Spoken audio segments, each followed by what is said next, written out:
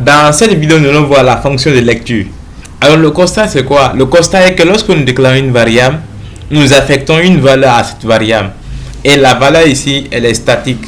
Donc nous allons rendre cette valeur dynamique. C'est-à-dire on va demander à l'utilisateur de saisir une valeur et nous allons récupérer cette valeur. Et cette valeur va nous permettre, n'est-ce pas, de faire nos calculs.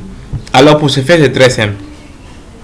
C'est pas compliqué en Python. Donc vous mettez la valeur, la variable qui doit recevoir la valeur égale la fonction input en parenthèse.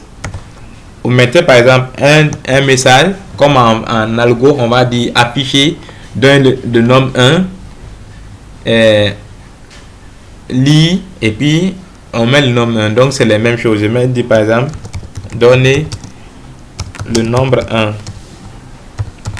Donc c'est le message là qui sera affiché. Donc donner le nombre 1, je vais faire les mêmes choses ici.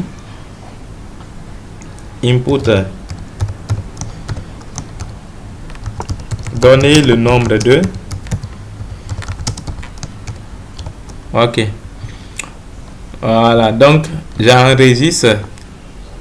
Il y a une erreur, vous allez voir tout de suite, il y a une erreur. Je viens lancer. Voilà, donc on me demande le nombre 1.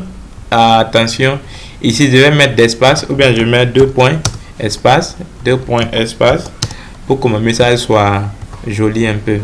Donc j'enregistre, je viens réexécuter. Donc dans le nombre 1, je mets par exemple 2. Dans le nombre 2, je mets par exemple 5 entrée et on me dit que le résultat c'est 25. Moi je ne suis pas étonné, peut-être vous êtes étonné. Ici le problème c'est quoi?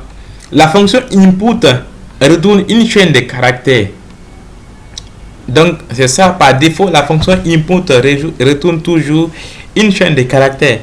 Alors pour obliger la fonction input à retourner un type donné, vous devez castrer des résultats. Ici 25 c'est quoi? 25 c'est juste une concaténation. On a juste fait la concaténation de 2 et 5, donc ce qui donne 25. Donc puisque c'est des chaînes de caractères, on fait juste la concaténation. Alors nous on va dire que nous voulons récupérer ici des entiers.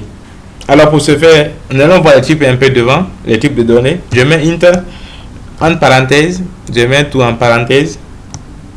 Voilà. Une fois je fais comme ça, cela veut dire que la fonction input va retourner une chaîne de caractères et la chaîne de caractères sera convertie en entier. Donc je fais les mêmes choses ici. Je mets int. Si vous ne comprenez pas pour le moment les types de données, ne vous étonnez pas, on va les voir un peu devant. Donc je vais réexécuter mon programme et vous allez voir, je mets 2 et je mets 5.